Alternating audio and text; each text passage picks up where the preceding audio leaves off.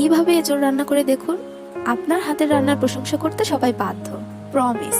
প্রথমে আমি ছোলার ডাল এবং এঁচোড় সেদ্ধ করে নিয়েছি এবং সাথে নিয়েছি অল্প পরিমাণ খাসির চর্বি। এবার কড়াইতে পরিমাণ মতো তেল দিয়ে দিব তেজপাতা, দারচিনি।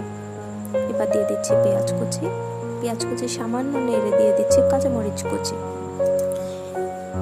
এবার দিয়ে দিব পরিমাণ মতো পেঁয়াজ বাটা, রসুন বাটা।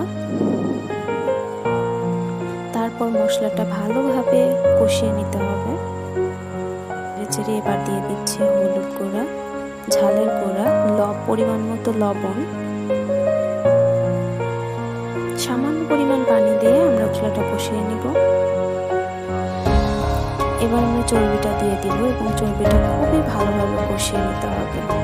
5 থেকে 10 মিনিট মতো কষিয়ে নিতে হবে। 3 থেকে 4 মিনিট ভালোভাবে কষিয়ে নেওয়ার পর এবার আমরা ছোলার ডালটা দিয়ে দিব। ছোলার ডালটা অ্যাড করে ভালোভাবে মশলার সাথে কষিয়ে নিতে হবে। এখন দিয়ে দিচ্ছি এঁচোড়টাও ভালোভাবে মশলাগুলোর সাথে কষিয়ে নিতে হবে। দেখতে পাচ্ছি ঠিক এইভাবে কষিয়ে নিতে হবে।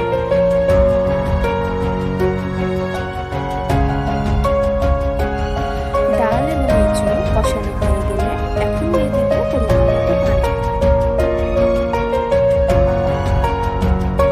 এবার একটি ঢাকনা দিয়ে ঢেকে দিচ্ছি ভালোভাবে এটি রান্না হওয়ার জন্য। 15 থেকে 20 মিনিট সময় নিয়ে ভালোভাবে আমরা এটিকে রান্না করে নিব। ঝোল প্রায় শুকিয়ে এসেছে। এখন আমরা দিয়ে দেব জিরা এবং গরম মশলা গুঁড়া।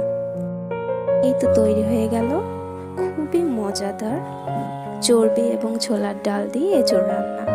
এটা যে কতটা মজাদার হয়েছে সেটা আপনারা বাসায় না ট্রাই করলে বুঝতে পারবেন না। অবশ্যই আপনারা বাসায় ট্রাই করবেন। এতক্ষণ আমাদের সাথে থাকার জন্য অনেক ধন্যবাদ।